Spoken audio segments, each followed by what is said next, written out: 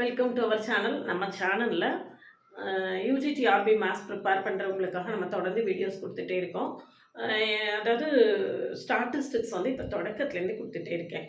Already நிறைய videos கொடுத்துருக்கேன். இன்றைக்கி வந்து இதுக்கு முந்தின வீடியோவில் கார்லேஷன் கோஎஃபிஷியன்ட் கொடுத்துருந்தேன். இன்றைக்கி ரேங்க் கார்லேஷனை பற்றி சொல்ல போகிறேன். இதை தெரிஞ்சுக்கிறதுக்கு முன்னால் நீங்கள் சேனலுக்கு நீங்கள் வந்தீங்கன்னா சப்ஸ்கிரைப் பண்ணிக்கோங்க, ஃப்ரெண்ட்ஸ்க்கு ஷேர் பண்ணுங்கள். ஒரு Telegram group, WhatsApp channel, Insta account link கொடுத்துருக்கேன், ஜாயின் பண்ணிக்கோங்க. நம்மளுடைய அப்டேட்ஸ் எல்லாமே உங்களுக்கு உடனே கிடைக்கும். நீங்கள் ஒருவேளை செல்ஃபாக ப்ரிப்பேர் பண்ணிட்டு இருந்தாலும் நம்ம சேனல் உங்களுக்கு ரொம்பவே ஹெல்ப்ஃபுல்லாக இருக்கும். இல்லை ஆன்லைன் மோடில் நம்மள்கிட்ட கிளாஸஸ் இருக்குது. நம்ம கிளாஸில் ஜாயின் பண்ணவில்லைங்கன்னா காண்டாக்ட் பண்ணுங்கள். அதுக்கு முன்னால் நம்மளுடைய கிளாஸஸ் எப்படி இருக்குன்னு கமெண்ட்லேயும் டிஸ்கிரிப்ஷன் லிங்க் கொடுத்துருக்கேன். போய் பார்த்துட்டு கம்ஃபர்டபுளாக ஃபீல் பண்ணிங்கன்னா காண்டாக்ட் பண்ணுங்கள். ப்ளேலிஸ்ட்டு, ஷார்ட்ஸ் எல்லாத்தையுமே பாருங்கள். அப்போ தான் உங்களுக்கு ஒரு நல்ல ஐடியா கிடைக்கும். அதுக்கு பிறகு ஜாயின் பண்ணுங்கள். ஓவிஎம் ஆப்பை டவுன்லோட் பண்ணிக்கோங்க. அதில் previous year question prescribe books எல்லாமே கொடுத்துருக்கேன். நீங்கள் ஃப்ரீயாகவே டவுன்லோட் பண்ணிக்கலாம். WhatsApp channel, Insta account, Telegram குரூப்பில் ஜாயின் பண்ணிக்கோங்க. நம்மளுடைய அப்டேட்ஸ் எல்லாமே உங்களுக்கு உடனே கிடைக்கும். பாருங்கள், ரேங்க் கார்லேஷன். இது வந்து ஸ்பியர்மேன்ஸ் ஃபார்முலா ஃபார் ரேங்க் கார்லேஷன். இதில் கவனமாக இருக்கணும். 1 - 6 into summation x - y the whole square by n into n square minus 1 the whole divided by போட்டுறக்கூடாது. 1 minus இந்த வேல்யூ, அது கவனமாக போடணும். இது வந்து ரேங்க்ஸ் ரிப்பீட் ஆகலைன்னா இந்த மெத்தடு, ரேங்க்ஸ் ரிப்பீட் ஆனால் அதில் ஒரு கரெக்ஷன் ஃபேக்டர் நம்ம ஆட் பண்ணணும். அந்த கரெக்ஷன் ஃபேக்டருக்கான ஃபார்முலா இது. இதில் எம்ங்கிறது என்னென்னா ஒரு value how many times it was repeated, எத்தனை தடவை அது ரிப்பீட் ஆகிருக்கு அப்படிங்கிறது தான் நம்ம எம்னு நோட் பண்ணுறோம். கார்லேஷன் கோஎஃபிஷியன்ட்லேருந்து இதில் என்ன வித்தியாசம் அப்படின்னு பார்த்தீங்கன்னா, இதில் வந்து எக்ஸு ஒய் ரெண்டு வேரியபிளை நேரடியாக கம்பேர் பண்ணுவோம் கார்லேஷன் கோஎஃபிஷியன்ட்டில். இதில் வந்து நம்ம ரெண்டு வேரியபிளுக்கும் நம்ம ரேங்க் போட்டுட்டு அந்த ரேங்க்லேருந்து நம்ம அந்த கோஎஃபிஷியண்ட்டை ரிலேஷனை கண்டுபிடிக்க போகிறோம். அதாவது ப்ராக்டிக்கலாக பார்த்தோம் அப்படின்னு சொன்னீங்கன்னா, கிளாஸ் ரூம்ஸ், ரெண்டு கிளாஸை கம்பேர் பண்ணுறது, அல்லது ஒரே பாய் ஃபிசிக்ஸும் கெமிஸ்ட்ரியும் எடுத்திருந்தாங்கன்னா அந்த ரெண்டு பாய் எது வந்து அவன் பெட்டராக படிக்கிறான் அப்படின்னு கம்பேர் பண்ணுறது, இந்த மாதிரி உள்ள விஷயங்களுக்கு வந்து இது ரொம்பவே ஹெல்ப்ஃபுல்லாக இருக்கும். இந்த ஸ்டாட்டிஸ்டிக்ஸை பொறுத்த வரைக்கும் அது டே டு டே லைஃப்பில் ரொம்ப ரிப்பீட்டடாக என்ன செஞ்சிட்ருக்கு, உங்களுக்கு திரும்ப நம்மளுக்கு ரொம்பவே ரிப்பீட்டடாக உங்களுக்கு யூஸ் ஆகிட்டே இருக்கும். நம்மளுடைய கண்ட்ரியில் பாப்புலேஷன் கவுண்ட் பண்ணுறது, இந்த மாதிரி நிறைய விஷயங்கள் வந்து இந்த மாதிரி நம்மளுடைய ஸ்டாட்டிஸ்டிக்ஸ் டேட்டா வச்சு தான் யூஸ் பண்ணிகிட்ருக்காங்க. இது ரொம்ப ஒரு ஸ்டாட்டிஸ்டிக்ஸ் வந்து ப்ராக்டிக்கலாக நிறைய இடத்துல யூஸ் ஆகக்கூடிய ஒரு விஷயம். ரொம்பவே நம்மளுக்கு ஹெல்ப்ஃபுல்லாக இருக்கும் இது. இல்லை பாருங்கள், ஸ்பியர்மேன்ஸ் ஃபார்முலாவில் நம்ம வந்து இதை எப்படி பண்ண போகிறோம் அப்படிங்கிறத தான் பார்க்க போகிறோம். ரேங்க் எப்படி கொடுக்க போகிறோம் அப்படின்னு. இதில் பாருங்கள், ஃபஸ்ட்டு இது ஹைட்டு, இது வெயிட்டு. ஹைட்டுக்கான ரேங்கை எக்ஸ்னு வச்சுக்கலாம், வெயிட்டுக்கான ரேங்கை ஒய்னு வச்சுக்கோங்க. ஃபஸ்ட்டு ரேங்க் என்னன்னு பார்த்தீங்கன்னா 172, அதுதான் ஃபஸ்ட் ரேங்க்கு. 170 செகண்ட் ரேங்க்கு, சரியா? 169 third rank, 167 fourth rank, 166 fifth rank, 165 sixth rank, சரியா? 6 தான் இருக்குது, சரியா? முடிச்சது. அடுத்தது இது வந்து ரேங்க் வந்து ரிப்பீட் ஆகலை, தனித்தனியாக தான் வருது, சரியா? இதில் பாருங்கள், இதில் வந்து ஹையஸ்ட் ரேங்க் என்னன்னு பார்த்தீங்கன்னா 64, அப்போ அதுதான் ஃபஸ்ட் ரேங்க்கு. அடுத்தது 63.5 இருக்குது, 63.5 வந்து செகண்ட் ரேங்க்கு, 63 வந்து தேர்ட் ரேங்க்கு, சரியா? அடுத்தது 61.5 வந்து ஃபோர்த் ரேங்க்கு, 61 வந்து ஃபிஃப்த் ரேங்க்கு, 60 வந்து சிக்ஸ்த் ரேங்க்கு. இப்போ எக்ஸ் மைனஸ் ஒய் போட்டுக்கோங்க. 6 - 5 1, 4 - 6 2, 5 - 2 3, 2 - 3 -1, 3 - 4 -1, இது 0. எக்ஸ் மைனஸ் ஒய் தான் ஹோல் ஸ்கொயர் போட்டுக்கோங்க.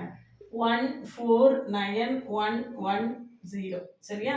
அப்போ எவ்வளோ வருது? 10 15 1 16, எவ்வளோ வந்திருக்கு? 16, கரெக்டா? 16.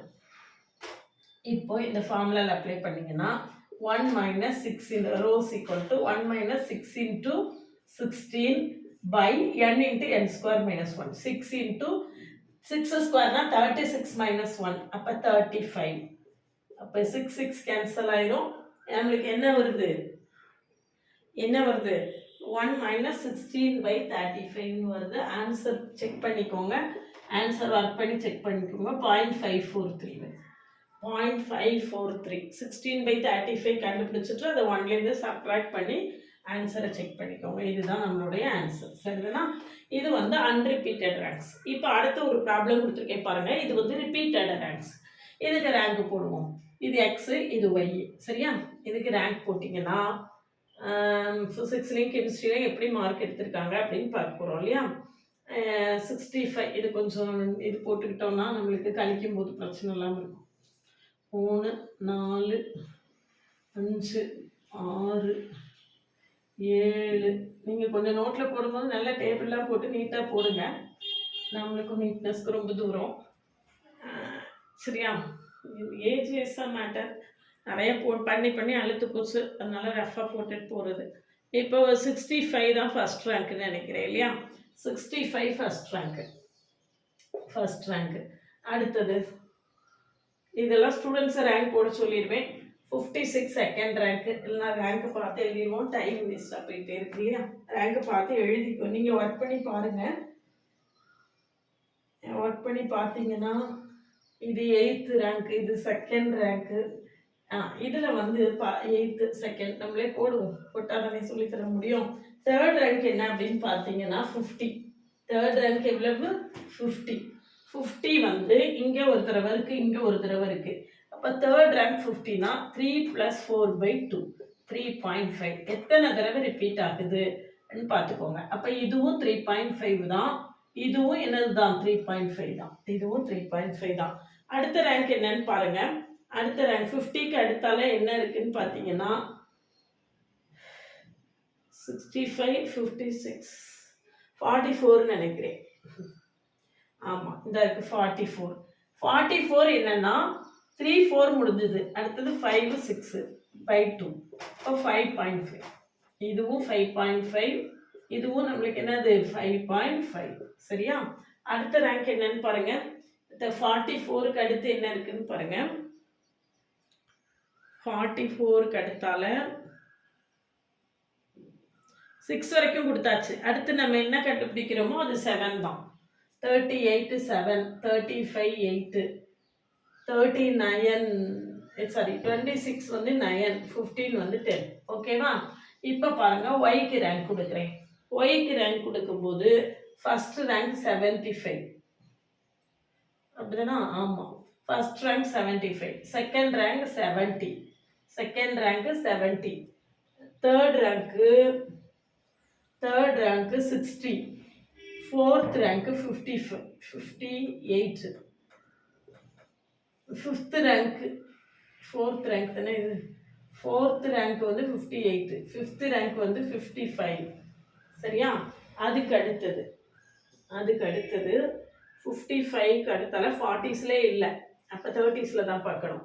5 வரைக்கும் போட்டாச்சு. இங்கே 35, இங்கே ஒரு 35, இங்கே ஒரு 35, 3 டைம்ஸ் ரிப்பீட் ஆகுது. 5 வரைக்கும் போட்டாச்சு. அப்போ 6 + 7 + 8/3 ஆவரேஜ் தான் போடணும். 3ஐயும் கூட்டி 3ஆல் வகுத்து போட்டுடணும். சரியா? அப்போ இது எவ்வளோ வரும்? 7 வரும். அப்போது இது 7, இது 7, இது 7. அப்போ 6 7 8 முடிஞ்சது. எனவே 9 10 தான். 9 10. 9 வந்து 35 முடிஞ்சுதா? 25. ஓ, இதுதானே 35. 50யை விட்டுட்டேன் போலையே, ரேங்க் திரும்ப போடணும் போலையே. 50க்கு ரேங்க் போடாமலே கீழே வந்துட்டோமே.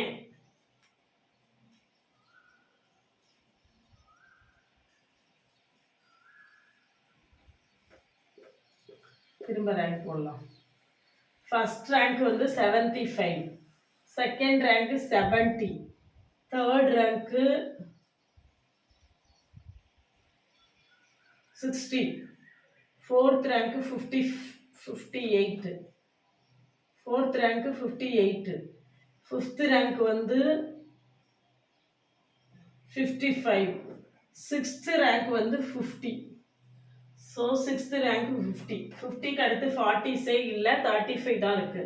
அப்போது 7 + 8 + 9, 7 + 8 + 9/3, 3 தடவை ரிப்பீட் ஆகிருக்கு, 3 ரேங்க் ரிப்பீட் ஆகிருக்கு. இப்போ 7th 8th 9th, அப்போ ஆன்சர் வந்து 8. இது 8, இது 8, இது 8. கடைசி மிச்சம் இருக்கக்கூடியது என்னன்னு பார்த்தீங்கன்னா 25, அதுதான் 10. அதுதான் 10. எது வரைக்கும் போட்டோமோ அதை விட்டுட்டு அடுத்தது தான் நம்ம என்ன செய்யணும், போடணும். சரியா? 10. சரியா? இது வந்து இவ்வளோதான், முடிஞ்சு போச்சு. இப்போது நம்ம வழக்கம் போல் x - y தான் ஹோல் ஸ்கொயர்லாம் கண்டுபிடிக்க போகிறோம். இது x - y, இது x - y தான் ஹோல் ஸ்கொயர். x - y வந்து 2 - 6 1.5 -9 5.5 8 வந்திருக்கு. இது பார்த்து கேண்டிடேட்டை பாருங்க. இதுல 65 வாங்கின கேண்டிடேட்டு, இங்க அடுத்து ஃபர்ஸ்ட் ரேங்க் வாங்கின கேண்டிடேட்டு கெமிஸ்ட்ரியில வந்து ஃபெயிலாக இருக்குது, 10th ரேங்க் வாங்கியிருக்குது. அடுத்தது பாருங்க, இது வந்து 5.5 - 8னா 2.5 -2.5. பிரச்சனை இல்லை, நம்மளுக்கு வந்து இது ஸ்கொயர் பண்றதுனால எல்லாம் பாசிட்டிவ் ஆயிடும். -2.5 இது வந்து சரியா? அடுத்தது 7 - 4 3, 5.5 - 1 வந்து 4.5. இங்கே 3.5 - 3 வந்து 0.5. 10 - 5 5, 9 - 8 1. சரியா? இப்போ இதை ஸ்கொயர் பண்ணி இங்கே போட்டுக்கோங்க. ஸ்கொயர் பண்ணி இங்கே போட்டிங்கன்னா இது வந்து 185 வந்து டோட்டல். செக் பண்ணி பாருங்க. இங்கே டோட்டல் வந்து என்ன வருது, 185 வருது. டோட்டல் 185 வருது. 2 - 6 1.5 -9 -2.5 3 4.5 0.5 5 1. So answer is right. இது x - y ரைட்டுனா x - y தான் ஹோல் ஸ்கொயர் ரைட்டாக தான் இருக்கும். இப்போதான் நம்ம என்ன செய்யணும் அப்படின்னு கேட்டிங்கன்னா, ரிப்பீட்டட் ரேங்க்ஸுக்கு நம்ம கரெக்ஷன் ஃபேக்டர் போடணும். அதாவது நம்மளுக்கு இங்கே எக்ஸில் வந்து 50 ரிப்பீட்டட் ட்வைஸ், 50 ரிப்பீட்டட் ட்வைஸ். ஒயில் வந்து இதில் எக்ஸில் 44 ரிப்பீட்டட் ட்வைஸ், ஒயில் வந்து 35 ரிப்பீட்டட் த்ரைஸ், 35 ரிப்பீட்டட் த்ரைஸ். எத்தனை தடவை ரிப்பீட் ஆகிருக்குங்கிறது தான் முக்கியம். அப்போ கரெக்ஷன் ஃபேக்டர் என்ன அப்படின்னு பார்த்தீங்கன்னா, கரெக்ஷன் ஃபேக்டர் என்னன்னா 2 × 2² - 1/12 plus 2 × 2² - 1/12 plus 3 × 3² - 1/12. எது ரிப்பீட் ஆயிருக்கு, எத்தனை தடவை ரிப்பீட் ஆயிருக்கு? அப்போ 2 × 3/12 plus 2 × 3/12 plus 3 × 8/12. சரியா? இது எவ்வளோன்னு பாருங்க, ஹாஃப். இது எவ்வளோன்னு பாருங்க, ஹாஃப். சரியா? இது வந்து 2 = 3. இது 24 கீழே 12 இருக்கு. அப்போ கரெக்ஷன் ஃபேக்டர் நம்மளுக்கு எவ்வளவு வந்திருக்கு, 3 வந்திருக்கு. சரியா? இப்போ நம்ம என்ன செய்யணும் அப்படின்னு கேட்டிங்கன்னா, corrected summation x - y the whole square equal to corrected summation x - y 185 plus இந்த 3, அப்போ 188. அப்போ rows equal to 1 - 6 × 188 divided by 10 × 10² - 1. 10 இது வந்து என்னங்கிறது என்னன்னா, இங்கே கொடுத்துருக்க நம்பர் ஆஃப் வேல்யூஸ் 3 3 6 4 10 இருக்கு. பட் எவ்வளோ ஆன்சர் வருதுன்னு செக் பண்ணிக்கோங்க, சிம்பிளிஃபை பண்ணி செக் பண்ணிக்கோங்க. -0.139 வரும், -0.139 வரும், -0.139. இதுதான் நம்மளுடைய ஃபைனல் ஆன்சர். சரியா? இதுதான் ரேங்க் கார்லேஷன் கண்டுபிடிக்கிறதுக்கான ப்ரொசீஜர். பாருங்கள், ரேங்க் கார்லேஷன் வந்து ரொம்ப ரொம்ப ஈஸியான மெத்தடு. ரேங்க் கார்லேஷன்லேருந்து நம்மளுக்கு கொஸ்டின் வர்றதுக்கான சான்சஸ் ரொம்ப அதிகமாக இருக்குது UGTRBயில். ஏன்னா இது ரொம்ப ஷார்ட்டாக ரொம்ப ஈஸியாக போட்டுடலாம். இதில் ரேங்க் கார்லேஷன் டைரக்ட் கொஸ்டின் வராமல் ஒருவேளை கரெக்ஷன் ஃபேக்டர் என்ன அப்படிங்கிற கொஸ்டின் கூட வரலாம். கரெக்ஷன் ஃபேக்டரை பற்றி சொல்லியிருக்கேன், அதுவும் கூட நம்மளுக்கு கேட்கலாம். அல்லது ராங்கான ஒரு ரேங்க் கார்லேஷன் கொடுத்துட்டு அதை கரெக்டாக பண்ணுறது எப்படி அப்படிங்கிறது கேட்கலாம். அதனால் ரேங்க் கார்லேஷன்லேருந்து நிச்சயமாக நம்மளுக்கு கொஸ்டின்ஸ் வரும். ஃபார்முலா வரும். அதுபோக ரேங்க் காரிலேஷனும் ஆல்வேஸ் லைஸ் பிட்வீன் -1 அண்ட் +1 தான். காரிலேஷன் அப்படின்னாலே அது வந்து -1 அண்ட் +1 தான். இது வந்து உங்களுக்கு நிச்சயமா வரக்கூடிய ஒரு கொஸ்டின். அதே சமயத்தில ஈஸியா ஒர்க் பண்ணக்கூடிய ஒரு ப்ராப்ளமும் கூட. இந்த மாதிரி நெறைய நான் ஆல்ரெடி குடுத்துட்டே இருக்கேன். இப்பவும் ஆல்ரெடி குடுத்துருக்கேன். இப்பவும் தொடர்ந்து குடுத்துட்டே இருக்கேன். நம்மகிட்ட யூஜிடிஆர்பி மேத்ஸுக்கான ஆன்லைன் மோட்ல கிளாஸஸ் இருக்கு. வேணும்னா கான்டாக்ட் பண்ணுங்க. நம்மளுடைய கிளாஸஸ் எப்படி இருக்குன்னு கமெண்ட்லயும் டிஸ்கிரிப்ஷன் லிங்க் குடுத்துருக்கேன். போய் பார்த்துட்டு கம்ஃபர்டபுளா ஃபீல் பண்ணீங்கன்னா கான்டாக்ட் பண்ணுங்க. பிளேலிஸ்ட், ஷார்ட்ஸ் எல்லாத்தையுமே பாருங்க. OVM ஆப்ப டவுன்லோட் பண்ணிக்கோங்க. அதில previous year question prescribed books எல்லாம் இருக்கு. நீங்க ஃப்ரீயா டவுன்லோட் பண்ணிக்கலாம். WhatsApp channel, Insta account, Telegram குரூப்ல ஆட் ஆயிக்கோங்க. நம்மளுடைய அப்டேட்ஸ் எல்லாமே உங்களுக்கு உடனே கிடைக்கும்.